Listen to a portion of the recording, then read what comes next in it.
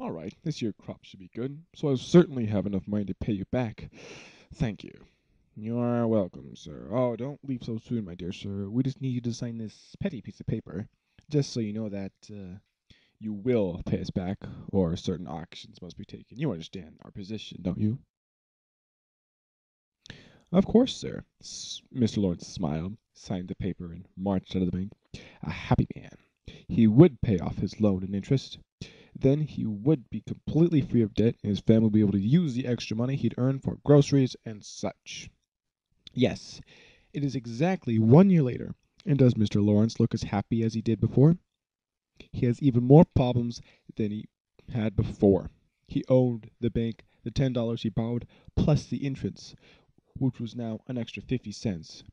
It was the pay date, and he was just not able to pay back all of what he owed. It seemed so silly that such a little amount of money could be such a bother. Do you remember that petty piece of paper that Mr. Lawrence had signed before he walked out of the bank?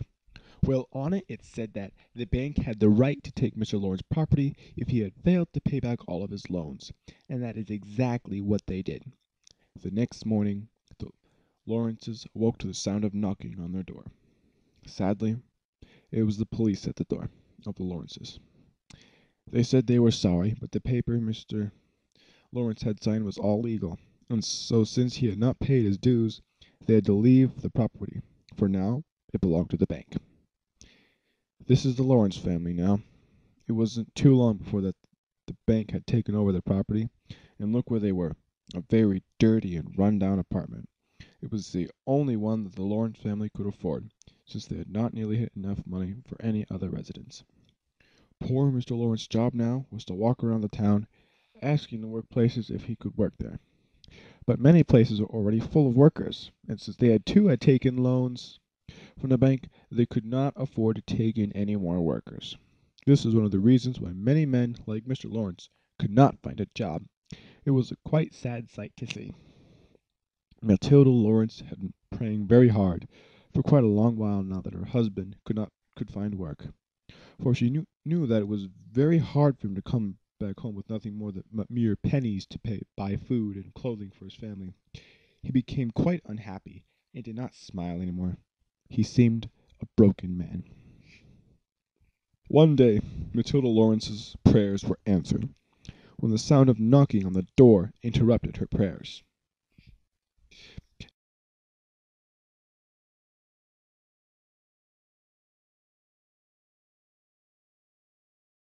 At the door was a man dressed in a suit with a white beret on his head.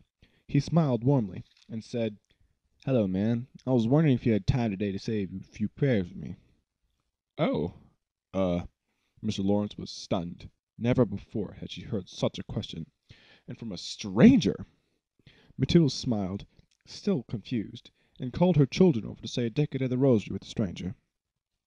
After they finished their prayers, the strange man began to speak, and as he spoke, Matilda's eyes grew wide, and she cried, "Oh, you must stay for dinner. My husband will be home any minute. Please stay and talk with him." That night, as a poor and downtrodden Mr. Lawrence walked into the run-down apartment, he heard the sound of laughter in his house. He stopped for a moment. What was this? He knew they only had a few potatoes left in the pantry, and after they had no idea where they get the money for more food. Why were they so happy? Mr. Lawrence marched into the house and found the stranger sitting at his table. "Who is this?" he asked. "Allow me to introduce myself. My name is Martin. I am a pilgrim of St. Michael." "Oh, what?" Mr. Lawrence was confused. He had never heard of such a thing. "Please, dear, listen to what he has to say."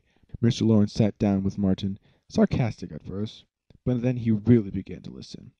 By the time Martin finished, Mr. Lawrence had begun laughing himself. "Oh, thank you, sir. Dear sir, thank you. This is wonderful information." Do you know what Martin told Mr. Lawrence? He told him that the whole world was going through exactly what Mr. Lawrence had with his family, with the dealings with the banks. Everyone was in debt of the money they could not pay off. Years went by, and the interest amount grew to such a large number that they would not be able to pay it off, some not even after their death. This was all very serious news, but what made Mr. Lawrence and his family so happy was that there was a solution to this problem.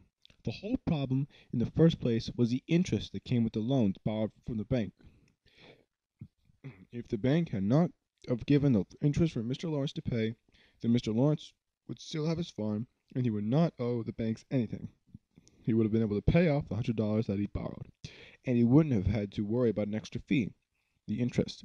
It was not Mr. Lawrence's fault that he and his family were so poor. It was evil dishonesty of the bankers. It was the banks.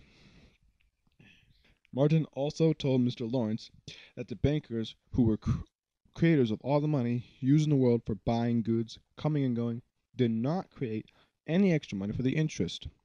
That means that let's say the whole only created money, $100 for the whole world, and let's say that when they gave the whole world that $100, they gave them 5% each year to pay, which was an extra $5 a year.